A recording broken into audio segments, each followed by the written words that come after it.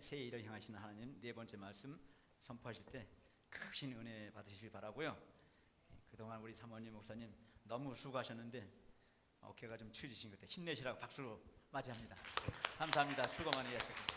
그동안 엄청 많이 수고하셨습니다.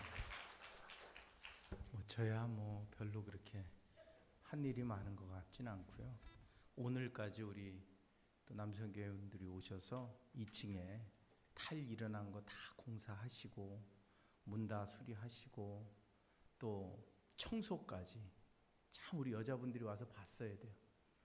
엘리베이터에 있는 때까지 다 벗겨내는 치약을 다 동원해서 아주 빡빡 문질러가지고 아주 땀을 뻘뻘 흘려가면서 무릎 꿇고선 그냥 막 죄진 것처럼 마저 닦아내가지고 와, 반짝반짝 빛나게 닦으셨어요. 그래가지고 한마디 하셨어요. 어떻게 이걸 놔두고 지나갈 수가 있고 타고 다닐 수가 있냐고. 그래서 우리 이 무더운 날에 2층은 용광로입니다. 용광로. 이 옥상에서부터 내려오는 열하고 완전히 용광로 속에서 일을 하시는데, 어쨌든 바닥 다 드러내고 다 깨내고 타일 다시 다 붙이고, 똑같은 타일이 없어서 이 휘어진 타일을 이렇게 맞추시느라고 참 애를 많이 먹었어요.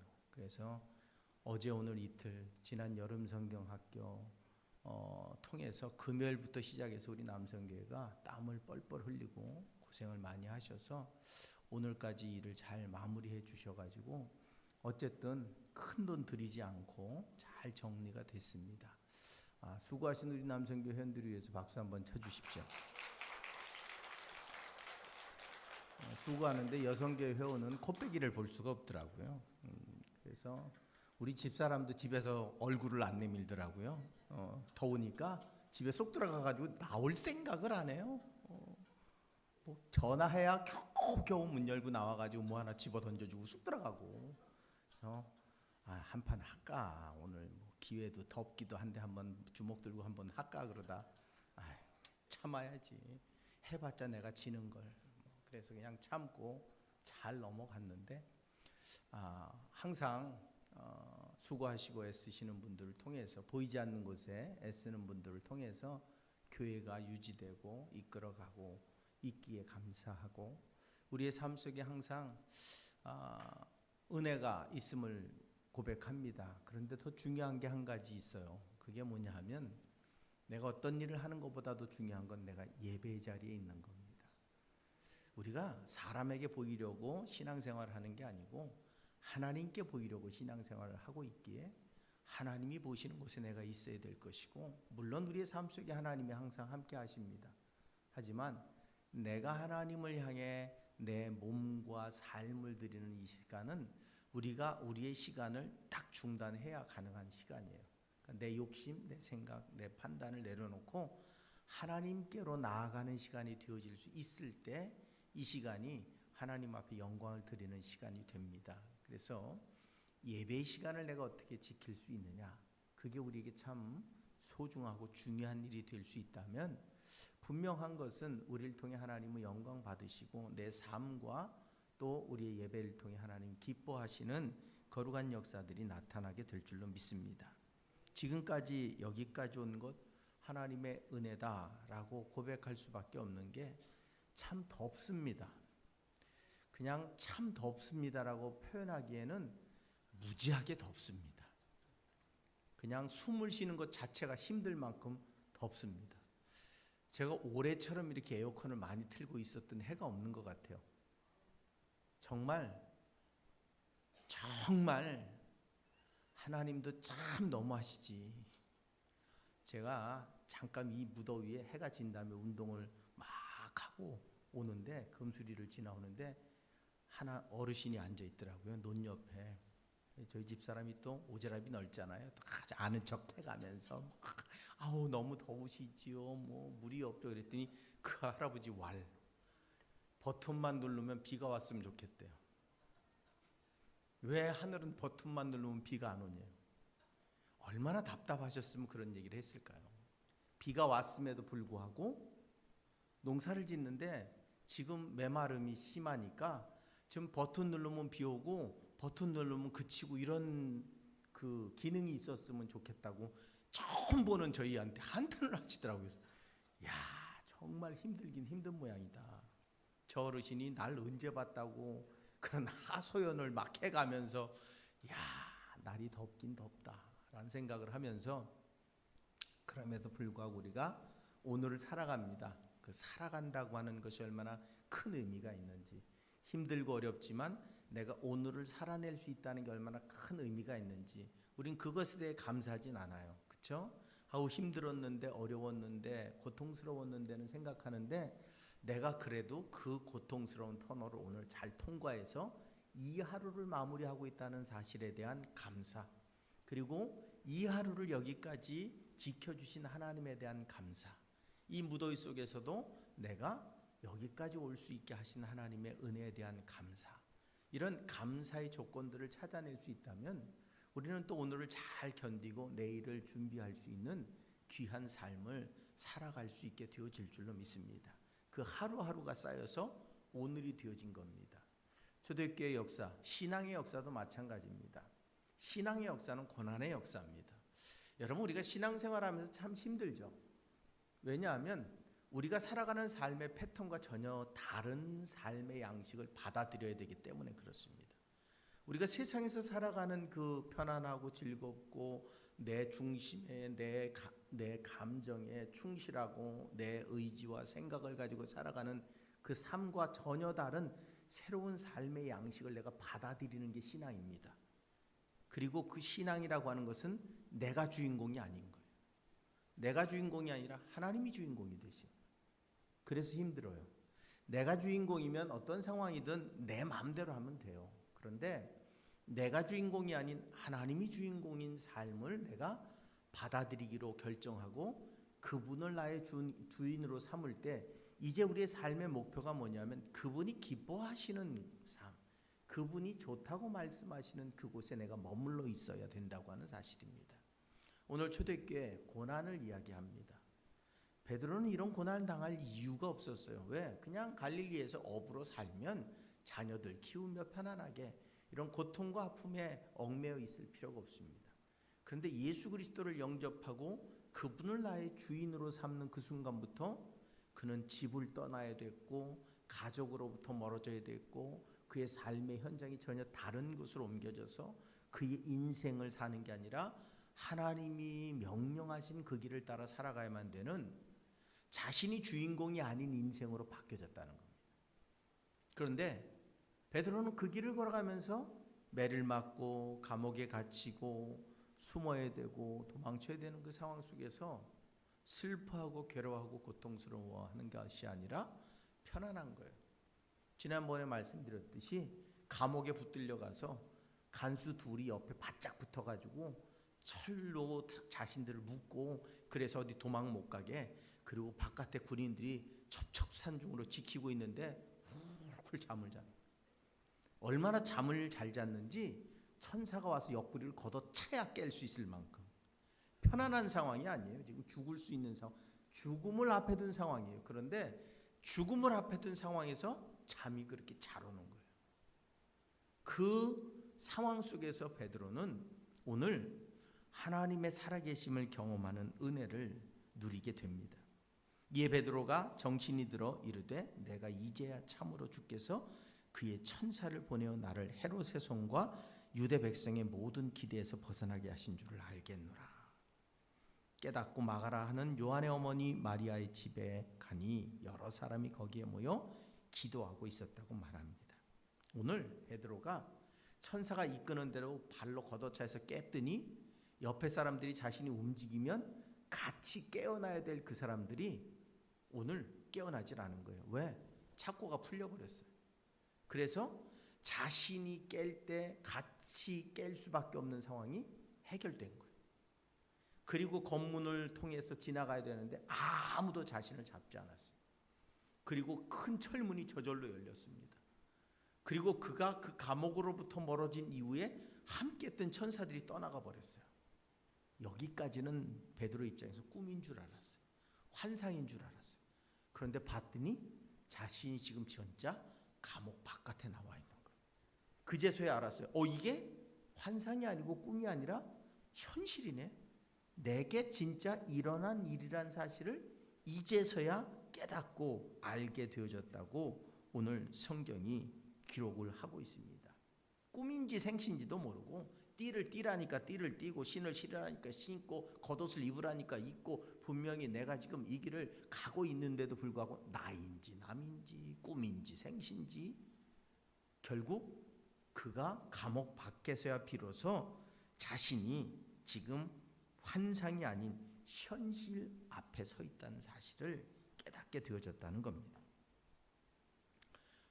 베드로는 경험한 적이 있죠. 환상을 통해 바구니가 내려오고 그 안에 먹지 말아야 될 것을 보여주시며 먹으라고 말씀하셨던 그 하나님의 환상, 그 환상을 통해서 이방인 선교를 향한 하나님의 계획을 깨닫게 되어졌던 그런 경험도 있었기에 환상인 줄 알았어요. 왜? 인간의 생각으로는 불가능했기 때문입니다. 다 묶여 있었고 그 묶임이 옆에 간수들과 함께 있었고 자신을 지키는 자들이 있었고 인간적인 생각으로 볼 땐 불가능한 일이었기에 그것을 벗어나고 탈출한다는 건 불가능한 일이었기에 어떻게 이 많은 사람들의 눈을 속이고 이 많은 사람들을 피해서 나올 수 있을까? 불가능하다고 생각한 그 일이 자신에게 오늘 현재 일어나고 있는 모습을 베드로는 눈으로 직접 보면서도 믿을 수가 없었다고 하는 사실입니다. 그러면서 오늘 이 사건을 기록하면서 누가가 이런 강조를 합니다. 이제야 참으로 알겠노라 하여 깨닫았다라고 말합니다. 내가 이제야 참으로 주께서 그의 천사를 보내어 나를 헤롯의 손과 유대 백성의 모든 기대에서 벗어나게 하신 줄을 알겠노라. 이제서야 알겠대요. 이제서야. 지금까지 모든 것들을 경험해왔고 하나님의 능력으로 나면서부터 걷지 못하던 자를 걷게 했음에도 불구하고 이제서야 내가 하나님 앞에 깨닫게 되어졌음을 그는 고백을 하고 있습니다. 이제서야 깨닫게 되어졌다고 하는 강조하는 의미가 뭘까? 과연 왜 이 사도행전의 저자는 이제서야 그 하나님의 역사를 깨달았다고 고백하게 만들었을까? 첫째로 이 일이 주께서 천사를 보내서 하신 일임을 강조하는 겁니다. 우리에게 기적이라는 게 우연히 일어날 때도 있죠. 어쩌다 봤더니 이런 일이 벌어진 거예요. 여러분, 내가 생각하지 못했던 일, 계획하지 않았던 일들, 또 내가 이걸 됐으면 좋겠다라고 생각하는 일들이 이루어질 때 기적이라고 이야기합니다. 그런데 그 기적은 어떻게? 우연히 일어난 사건이에요. 그런데 오늘 깨달았다고 이야기할 때 이제서야 진정으로 깨달았다고 말할 때 이게 하나님의 일하심이라는 사실을 확실하게 말할 수 있다고 하는 겁니다. 요나가 여러분 니느웨로 가라고 말씀하시는 하나님의 음성을 듣고 니느웨는 가기 싫고 그래서 항구에 나왔더니 다시스로 가는 배가 딱 기다리고 있는 거예요. 그래, 하나님 뜻은 니느웨로 가는 게 아닌가 봐. 다시스로 가는 게 맞는가 봐. 그리고 다시스로 갔습니다. 다시스로 가다가 그는 결국 어디에? 최종 그의 종착지가 어디입니까? 니느웨 성에 있었습니다. 우리에게 일어나는 우리가 계획하고 꿈꾸는 그 우연적인 일들이 기적이 아니고 확실한 일이 아니라 때로는 우리에게 유익이 되고 좋은 일조차도 때로는 하나님의 뜻이 아닐 때가 있다는 겁니다. 일이 잘 풀려진다고 다 하나님의 뜻이 아닙니다. 모세가 이스라엘 백성들을 애굽에서 이끌어내기 위해서 바로 앞에 기적을 행하죠. 그때 몇몇 가지는 그 애굽의 술사들도 같은 모습을 보여줍니다. 기적이라고 해서 다 똑같은 기적이 아닙니다. 또한 내게 일어난 기도의 응답에 대한 분명한 확신이 없다면 하나님이 응답하셔도 알지 못하는 인생을 살아가게 되어져 있다고 하는 겁니다. 사단도 기적을 통해 우리를 유혹합니다. 세상에 수없이 많은 우연과 기적들이 있지만 우리는 분명히 이것이 하나님께 영광이 되는가, 하나님이 기뻐하실 일인가, 또한 나의 기도에 대한 응답인가, 우리는 내가 원하는 대로 돼야만 기도의 응답이라고 생각해요. 그런데 하나님은 우리가 원하는 대로만 응답하시는 분은 아니라고 하는 사실입니다. 베드로 사도가 감옥에 붙잡혀 가면서 야고보의 순교를 받습니다. 그리고 자신이 살아나지 못할 것을 이미 알고 그 길을 걸어갔습니다. 그런데 오늘 죽음의 장소에서 삶의 장소로 옮겨졌습니다. 이게 진짜일까? 그랬더니 진짜인 거예요. 그때 그에게 고백되어질 게 뭘까요? 하나님의 은혜입니다. 하나님의 사랑입니다. 하나님의 능력입니다. 하나님의 살아계심입니다. 오늘 성경은 우리에게 그 하나님의 살아계심을 증거해 줍니다. 하나님의 역사하심을 증거하시는 것이고 하나님의 응답하심을 증거하는 겁니다. 그런데 우리는 우연히 저 사람 때문에 어쩌다 기도해 놓고 우리는 그 기도의 응답에 대해 사람에게 돌리고 우연으로 돌리고 어쩌다가로 돌리고 그래서 살아계신 하나님과 사는 게 아니라 응답 못하시는 하나님과 살아가는 불행한 신앙인으로 살고 있지 않은가 하는 겁니다. 여러분, 우리의 부르짖음에 하나님은 응답하시겠다고 약속하셨습니다. 그렇다면 여러분이 기도한 기도의 제목은 어떤 방식으로든 응답되어질 줄로 믿습니다. 두 번째로 이 일이 하나님께서 헤롯의 손과 유대 백성의 모든 기대에서 벗어나게 해주신 일이라고 말합니다. 헤롯의 손은 헤롯의 권력을 말합니다. 곧 그 당시 헤롯은 누구든지 죽일 수 있고 누구든지 살릴 수도 있는 가장 강력한 권력자입니다. 베드로가 그의 손으로부터 벗어나는 게 쉬운 일이 아닙니다. 불가능한 일이라고 이야기할 수 있습니다. 그런데 하나님은 그 인간의 권력과 힘과 능력 밖에 있는 존재입니다. 아무리 인간이 하나님의 그 행하시는 일을 막으려고 해도 막아지지 않는다는 거예요. 곧 오늘 우리가 믿고 있는 하나님은 전능하신 분입니다. 전지하신 분입니다. 그분은 우리의 기도에 무엇이든 응답하실 수 있는 분이고 죽은 자도 살리실 수 있을 뿐만 아니라 우리 육신의 모든 질병과 우리 삶의 모든 문제를 오늘도 해결하실 수 있는 분이신 줄로 믿습니다. 그러기에 우리는 사람을 두려워하지 않고 하나님을 두려워해야 되는데 이상하게 우리는 살아가면서 사람이 두렵고 사람이 의식되고 사람 앞에 서고 사람을 바라보며 살아갑니다. 우리가 정말 서야 될 대상은 하나님입니다. 내가 그 하나님 앞에 온전히 바로 설 때 우리는 그분의 은혜 안에 그분의 능력 안에 살 때 우리에게 불가능이 없는 복된 인생이 되어질 수 있다고 하는 사실입니다. 동시에 오늘 유대 백성의 모든 기대로부터 벗어나게 하셨다고 말합니다. 유대 백성의 기대는 뭡니까? 이 땅에 메시아가 오셔서 자신들만의 메시아, 그래서 자신들을 로마로부터 독립시키고 자신들이 로마를 멸망시킬 뿐만 아니라 전 세계 권력을 가지고 이제 자신들이 통치하는 그 시대를 기대하고 있었는데 자신들이 기대했던 메시아 예수님이 그 메시아인 줄 알았는데 질병도 치료하시고 귀신도 쫓아내시고 죽은 자도 살리시고 그 메시아인 줄 알고 모두가 호응했는데 정작 십자가에 아주 무기력하게 십자가에 아주 무능력하게 십자가에 아무 힘도 없이 죽어가는 그 예수를 보며 오히려 그들은 분노했는지 모릅니다. 이전에 주님을 따르던 자들을 통해서 오히려 큰 힘이 발휘될 것 같았는데 예루살렘에 입성할 때 어땠습니까? 호산나 호산나 모두가 자신의 겉옷을 깔고 주님 오심을 환영했습니다. 근데 그 사람들의 그 호산나 찬양하던 소리가 십자가에 못 박으라는 소리로 바뀌었습니다. 왜? 자신들을 위한 예수, 자신들의 승리를 위한 예수. 이 십자가의 사건을 통해서 주님이 만약에 십자가 위에서 뛰어내리셨다면 주님이 십자가에서 뛰어내리실 뿐만 아니라 그를 붙잡고 있던 자들을 모두 죽였다면 아마 유대인들은 모두가 예수님을 영접했을 겁니다. 그런데 그건 하나님의 뜻이 아니었습니다. 여러분, 그게 더 멋있지 않을까요? 주님을 잡으려고 하는 자들을 말씀만으로 너 죽어 그러면 퍽 죽고 너 일로 와 그러면 막 날라오고 그러면 얼마나 멋있겠어요? 다 아무도 부인하지 못하고 아무도 도망치지 아무도 거부할 수 없었을 거예요. 얼마나 하나님께서 쉬운 방법을 가지고 계셨습니까? 그런데 너무나 무기력하고 무능력한 모습으로 주님은 죽음을 맞이하셨습니다. 이유는 뭐예요? 그게 하나님의 계획이셨어요. 우리를 살리시기 위한 하나님의 계획.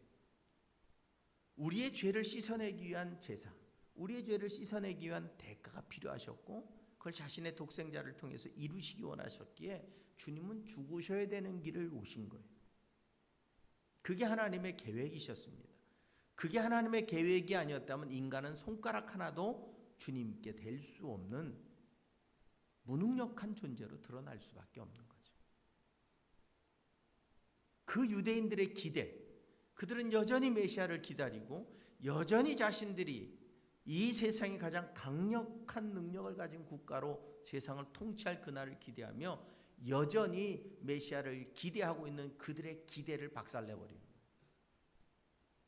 그 주님의 부활하심을 통해 또 베드로가 감옥에서 풀려남을 통해 그들의 힘, 그들의 권력, 그들이 원하는 일들을 이루고자 하는 그 기대를 주님은 완전하게 소멸시키시고 오늘 베드로를 통해서 하나님의 역사를 만들어내셨다는 겁니다. 인간에 의한 제약이 하나님을 제한할 수 없다는 겁니다. 오늘도 세상의 권력이 모두를 지배하고 주장하는 것 같습니다. 하지만 하나님이 원하신다면 하나님의 방법으로 하나님의 역사는 일어나게 되어질 줄로 믿습니다. 그래서 우리는 저 북한 땅을 위해 기도해야 되는지 모릅니다. 저 땅에도 하나님의 나라가 임하기 위해서, 저 땅에도 하나님의 놀라우신 계획과 비전이 성취되기 위해서, 저 땅에 죽어가는 영혼들을 위해서 우리가 끊임없이 기도해야 될 이유는 하나님은 하실 수 있기 때문입니다. 인간의 권력으로, 인간의 능력으로 하나님을 제한할 수 없기 때문입니다. 하나님이 생명의 주인이십니다.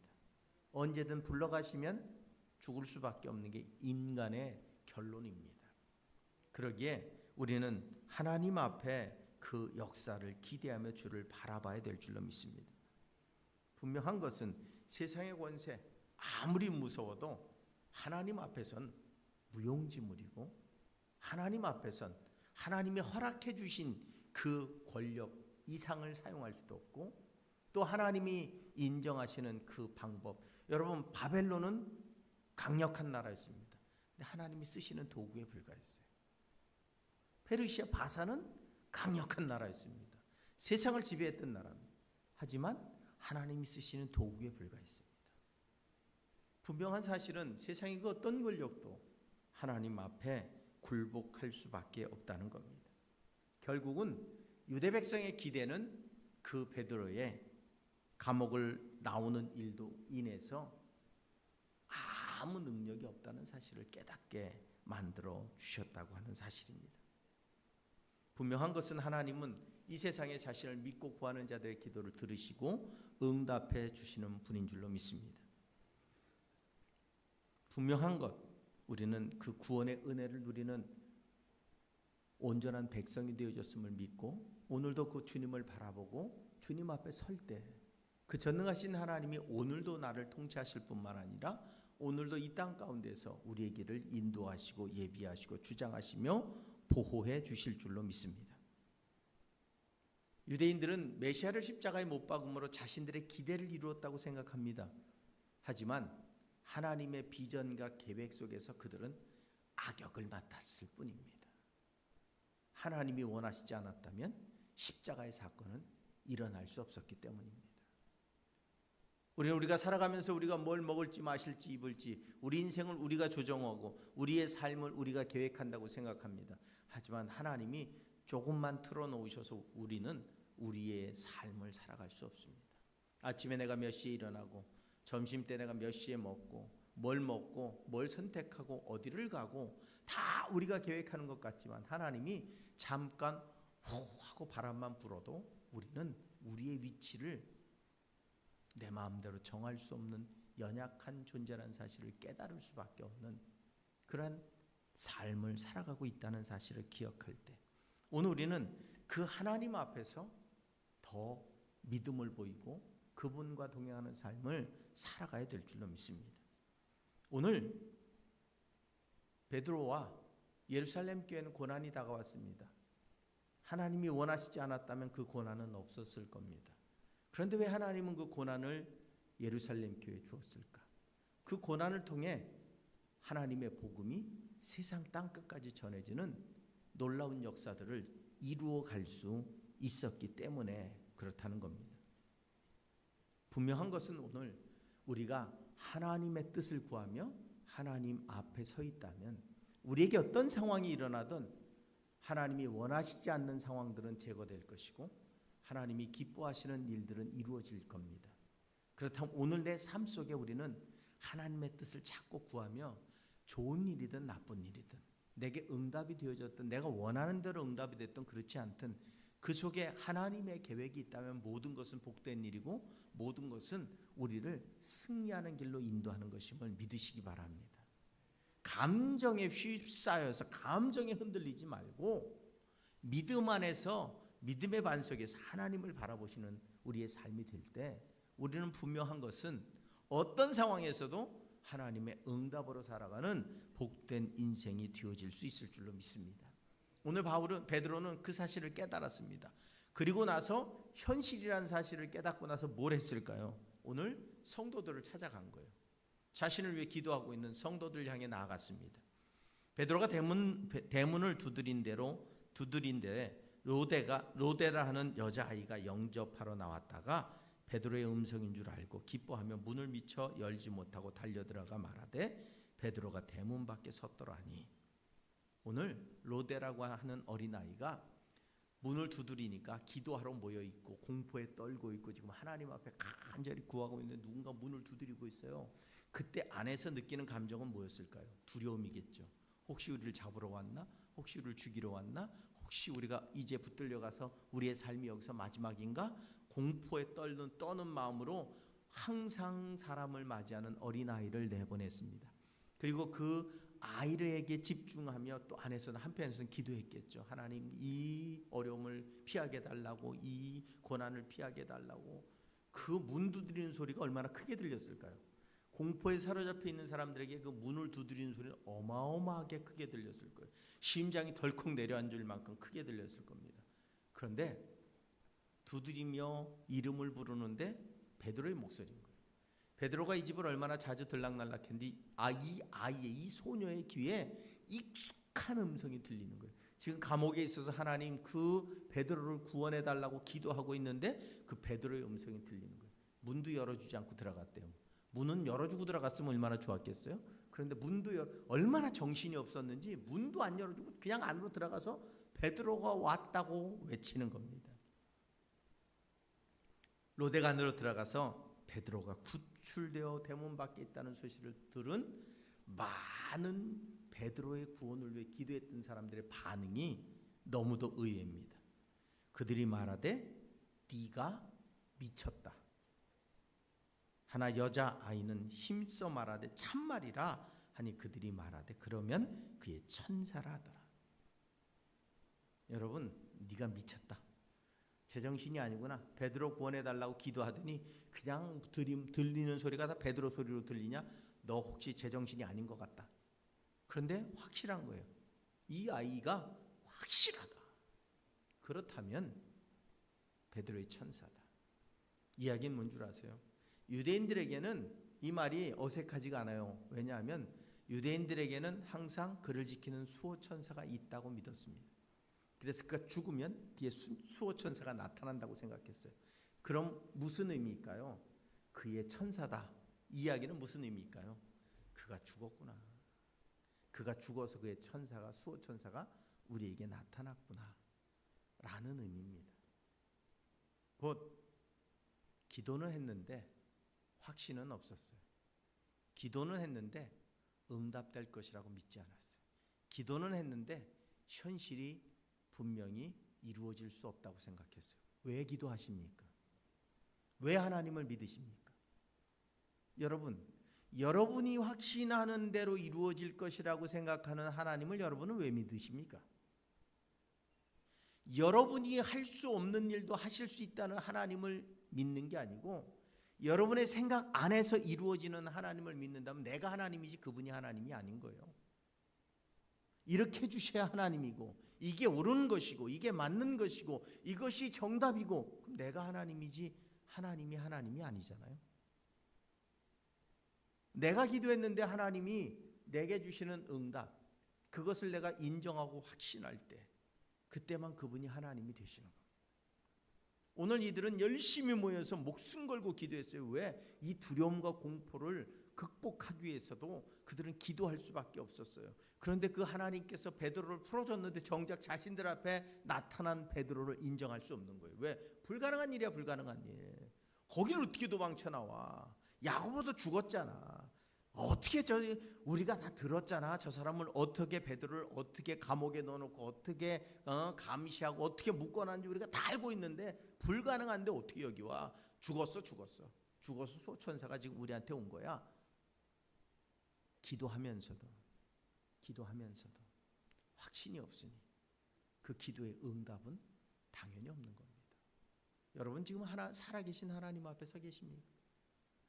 여러분의 하나님은 살아계십니까? 지금 이 시간에도 여러분의 예배를 받고 계십니까? 진짜죠? 확실하죠? 분명하죠? 그냥 남들이 하니까 아멘 하지 말고 지금 내 앞에 하나님이 계신 거 맞습니까? 그렇다면 내 중심과 생각과 내 모든 것을 보고 계시겠죠. 그렇다면 여러분 난 지금 하나님 앞에 진정으로 인정받는 자로서 서 있는가 하는 거예요. 여러분 우리는 보이지 않는 하나님, 잡히지 않는 하나님, 드러나지 않는 하나님, 그래서 우리는 때로 그 하나님을 이야기하지만 말하지만 지식적으로 우리 속에 머릿속에는 있지만 나와 지금 함께 하신다고 인정하지 못하는 삶을 살고 있는 거예요. 지금 내 안에 계시고 나와 동행하시며 내 생각과 내 고백과 내 모든 것들을 들으시고 응답하시는 나와 함께 하시는 하나님을 우리는 지금 인정하고 있는 게 아니에요. 하나님이 계신 건 알겠어요. 하나님이 전능하신 것도 알겠어요. 근데 내 상황이 어려우면 난 힘들어. 우리가 어렵고 힘들 때 아이들이 막 어렵고 힘들 때 가장 먼저 누굴 찾습니까? 부모를 찾죠. 도와달라고 부모를 찾죠. 저희 둘째가 주일날 갑자기 서프라이즈를 한다고 나타났어요. 전혀 반갑지 않은 서프라이즈. 지 혼자 좋은 서프라이즈를 하는 거예요. 왜냐하면 물회가 먹고 싶대요. 지가 먹고 싶은 거지. 나는 돈 밖에 들어가는 게 없어요. 근데 서프라이즈를 내가 반가워야 서프라이즈 아니에요? 내가 반가울 때 서프라이즈인 거예요. 그런데 지가 서프라이즈를 그냥 지 마음대로 했어. 그러더니 서프라이즈 했으니까 물회 사달래. 이게 무슨 서프라이즈야? 여러분, 그런데 자신이 그곳에서 내가 뭔가를 먹고 싶고 하고 싶고 뭔가를 이루고 싶은데 가장 먼저 생각나는 게 누굴까요? 부모예요, 부모. 내가 의지하는 대상, 내가 믿는 대상. 내가 어렵고 힘들수록 여러분 그건 더 절실해지는 거예요. 내가 고통스럽고 괴로울수록 그건 더 절실해지는 거예요. 가장 먼저. 근데 여러분은 가장 먼저 누굴 찾으십니까? 가장 먼저 내가 고통스럽고 문제일 때 누굴 찾으십니까? 우리는 전능하시다고 고백하고 알고 있어요.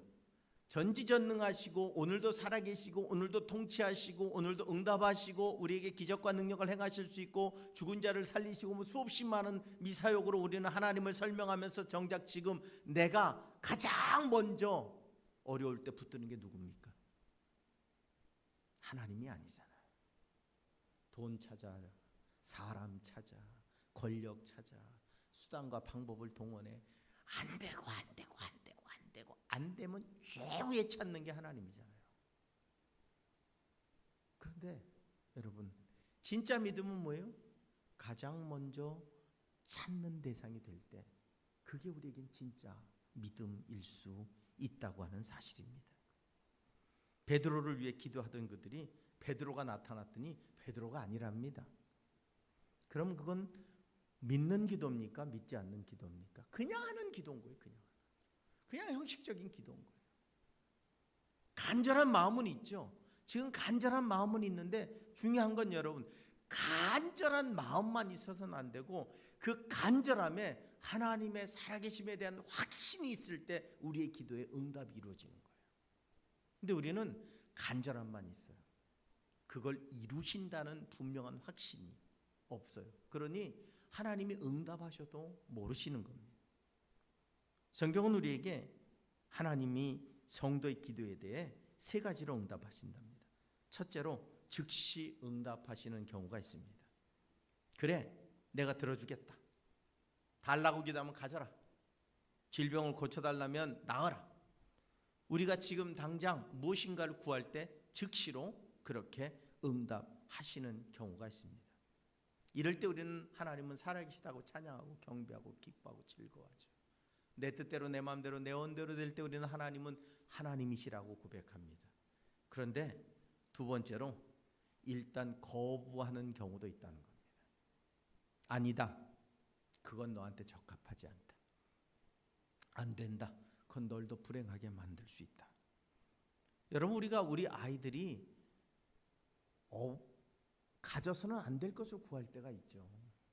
그때 부모로서 그래 사랑하니까 너 가져라 그럽니까?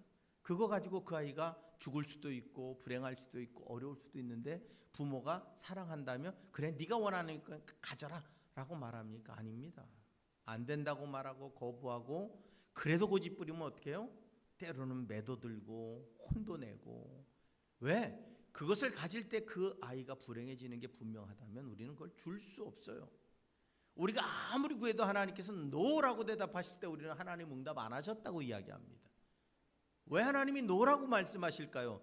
나는 그것이 필요하다고 여기지만 나를 아시는 하나님은 그것이 내게 얼마나 나를 힘들게 할지 어렵게 할지 고통스럽게 할지 아시기 때문입니다. 그때 우리는 그 하나님의 응답하심에 다른 방향을 보면 다른 곳에 문이 열려 있는데 우린 닫혀 있는 문만 오로지 주먹에 피가 나고 온몸이 깨지도록 부딪히고 있는 거예요. 여러분, 우리가 정말로 간절히 원하고 기도하는데 하나님이 도저히 응답이 없으실 땐 지금 옆에를 보십시오. 하나님이 다른 문을 열어놓으셨을 수도 있습니다. 내가 원하는 문은 아닌 것 같아요. 내가 바라는 문은 아닌 것 같아요. 그런데 그 문이 열려있고 그 길을 갈 수 있을 것 같아요. 그 길을 가봤더니 내가 원했던 것보다 더 유익한 것들로 채우시는 하나님의 은혜와 능력을 경험할 수 있게 되어진다는 겁니다. 하나님은 우리에게 좋은 것을 주시는 거예요. 우리가 착각하지 말아야 될 것은 우리가 원하는 게 좋은 게 아니에요. 우리가 원하는 것보다 더 좋은 것을 주시는 분인 줄로 믿습니다. 근데 우리는 자꾸 우리가 원하는 것을 달라고 해요. 우리가 원하는 것은 한계가 있는 겁니다. 우리는 다 볼 수 없어요. 하지만 하나님은 우리에게 가장 좋은 것을 주실 수 있는 분이심을 믿으시기 바랍니다. 그리고 마지막으로 더 좋은 것으로 응답해 주시기도 합니다. 기다리라는 기다리라. 우린 참 기다리는 거 못하죠. 빨리빨리. 특히 한국인들은 빨리빨리.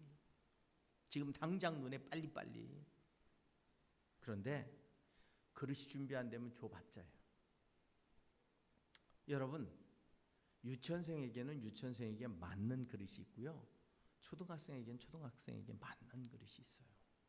내 신앙의 단계에 맞게, 내 삶의 단계에 맞게, 내 능력의 단계에 맞게 하나님은 내게 주실 수 있습니다. 그런데 우리의 포부와 욕심은 커요. 항상 내가 감당할 수 없는 큰 것을 요구하고 안 주신다고 자꾸 원망해요. 내가 그만큼 자라날 수 있기를 위해 기도하는 게 아니라 안 주는 것 때문에만 원망합니다. 줘도 감당할 수 없고 오히려 그것 때문에 우리는 불행해질 수 있음에도 불구하고 자꾸 더 성장해 가는 것이 아니라 자꾸 욕심만 부리고 살아가는 안타까운 인생이 되어질 수 있다는 겁니다. 분명한 것은 우리는 하나님의 뜻을 찾아야 돼요. 우리가 기도했다면 그 기도에 대한 하나님의 응답을 찾아야 돼요. 예스일 때도 있고 노일 때도 있고 기다리라고 말씀하실 때도 있어요. 그걸 우리가 찾아낼 때 우리는 그것에 합당한 삶을 살아가게 될 것이고 하나님 우리에게 더 큰 유익과 응답과 역사로 채워주실 줄로 믿습니다. 근데 우리는 기도해놓고 찾질 않아. 기도한 걸로 끝이야. 기도한 걸로 마무리야. 기도한 걸로 마침이야. 그래서 하나님이 내게 주시는 응답, 그럼 여러분 왜 기도할까요? 응답하시는 하나님 앞에 우리는 부르짖잖아요. 그럼 그 응답을 찾아내야 되는데 기도만 하고 끝이요. 뭘 응답하셨는지, 뭘 내게 말씀하셨는지, 지금 하라는 건지, 기다리라는 건지 안 된다는 건지, 우리는 내게 응답하시는 하나님의 응답을 내 삶의 현장에서 그 문제를 놓고 기도했다면 찾아야 되는데 그게 아니라 기도하고 끝이요. 그리고 딱 하나, 내 뜻대로 되면 응답이고 내 뜻대로 안 되면 응답이 아닌 거예요. 그러니까 우리는 어떻게 해요? 응답보다 응답 못 받을 때가 훨씬 많아. 왜? 우린 욕심대로 구하잖아요. 내 욕망대로 구하잖아요. 나 원하는 대로 구하잖아요. 수없이 많은 기도를 합니다. 그러면서 우리는 조건을 달죠.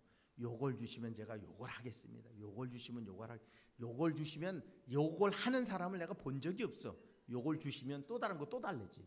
하나님, 요걸 주시면 제가 요거 하겠습니다. 그래 놓고 요걸 주잖아요. 그럼 요걸 하는 게 아니라 하나님, 요걸 주시면 내가 요걸 또 하겠습니다. 우리의 욕심은 끝이 없어요. 우리는 내게 주시는 하나님의 뜻을 찾아가는 삶을 살아갈 때 그게 신앙생활입니다. 내가 원하는 것을 성취하며 살아가는 건 신앙생활이 아니에요. 근데 우리는 자꾸 내가 원하는 대로 안 되면 하나님이 안 계시다고 말합니다. 근데 하나님은 우리를 포기하신 적이 없어요. 그 하나님의 선하신 뜻으로 우리를 끊임없이 이끌어가고 계시는 분입니다. 분명한 것은 여러분, 믿지 못하고 하는 기도에는 아무런 힘이 없어요. 제가 요즘 누가 안수기도를 해달라면 이제는 믿고 하려고 합니다. 뭐 나는 능력이 없는데 뭐 내가 기도한다고 낫나? 항상 그런 자세를 가지고 살았어요. 내가 기도한다고 나을 것 같으면 뭐 본인이 기도해도 낫지. 근데 어느 날 어떤 목사님이 그러더라고요. 믿고 하래요. 믿고. 네 능력이 아닌데 왜 네 능력이 아닌데 왜 네가 벌써부터 믿지 않으면 도대체 왜 기도를 하냐는 거예요. 제가 그때 깜짝 그래. 내 능력이 아니니까 나는 하나님 앞에 맡기고 그 하나님의 전능하심을 믿으며 하는 기도인데 왜 그냥 기도하면서도 못 믿는데 그 기도가 응답될 리가 있겠어요. 요즘은 그냥 뭐 누가 기도해 달라면 그냥 믿고 합니다. 믿고 하나님이 역사하실 줄로 믿고. 근데 하나님의 역사가 우리가 원하는 대로는 아니라는 사실을 우리가 잊고 살면 응답이 없는 거예요. 그런데 우리가 원하지 않지만 그 고난 중에서 더 큰 하나님의 은혜를 경험한다면 그건 하나님의 응답인 줄로 믿습니다. 오늘 형식적인 기도로부터 우리는 벗어나야 돼요. 영국의 허버트 조지 웰스라고 하는 소설가가 있습니다. 대주교의 죽음이라고 하는 단편 소설이 있는데 거기에 나오는 이야기입니다. 교회 대주교가 있었습니다. 수십 년 동안 하나님 앞에 아침마다 하루를 시작하면서 이렇게 부르짖었습니다. 전능하신 하나님 아버지 하고 크게 외치고 기도하고 하루를 시작했어요. 그런데 어느 날 수십 년을 그렇게 해오던 습관대로 아침에 일어나 전능하신 아버지 하나님 하고 큰 소리로 부르짖고 기도했더니 그때 하늘에서 그래 무슨 일이냐 라는 소리가 들렸어요. 그리고 나서 그 대주교의 시체를 발견했습니다. 그 소리 듣고 심장마비로 죽었대요. 그럼 그동안 왜 외친 거예요? 전능하신 하나님 아버지 하고 30년을 외쳐서 하나님이 어느 날 그래 왜 그러니 그랬더니 엄마야 그러고 죽었어. 여러분, 우린 지금 살아계신 하나님 앞에 기도하는 중이에요. 내 영이 맑아질수록 하나님의 음성이 더 들리겠죠. 근데 여러분, 여전히 하나님은 내게 응답하고 계신 거예요. 그렇다면 지금 내가 하나님 앞에 기도하는 것을 들으시고 응답하시는 그 하나님께 우리가 어떤 모습으로 기도해야 되는가 하는 겁니다.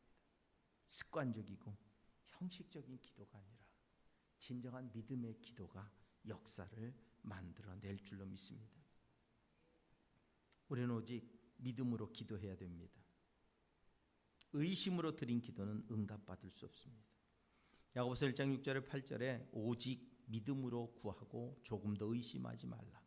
의심하는 자는 마치 바람에 밀려 요동하는 바다 물결 같으니 이런 사람은 무엇이든지 주께 얻기를 생각하지 말라. 두 마음을 품어 모든 일에 정함이 없는 자로다. 의심하면 얻기를 기대하지 말랍니다. 하지만 믿음의 기도는 응답될 줄로 믿습니다.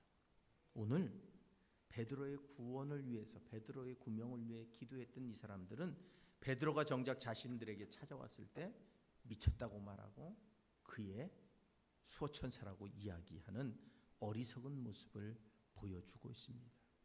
오늘 우리의 삶 속에 수없이 많은 어려움과 고난들이 있죠.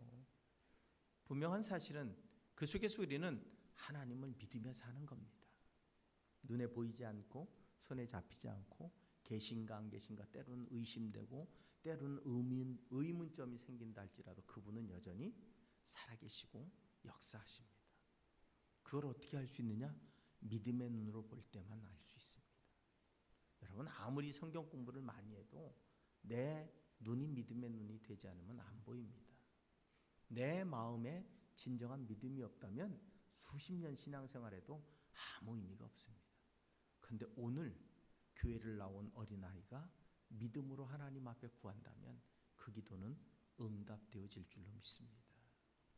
오늘 초대교회에 일어난 이 사건을 통해서 우리는 또 일하시는 하나님, 역사하시는 하나님, 우리의 삶을 계획하시고 준비하시는 그 하나님께서 그 믿음의 기도를 들으시고 응답하심을 믿고 오늘 여러분의 가정을 위해, 자녀를 위해, 또 이 교회와 하나님의 거룩한 사역을 위해 믿음의 고백을 가지고 기도할 때 분명한 사실은 초대교회를 하나님의 놀라운 부흥으로 이끌어 가셨던 하나님의 역사가 우리에게도 일어나게 될 줄로 믿습니다. 그 하나님의 살아계심을 오늘도 세상 가운데 증거하는 우리의 삶이 되실 수 있기를 주님의 이름으로 부탁을 드립니다.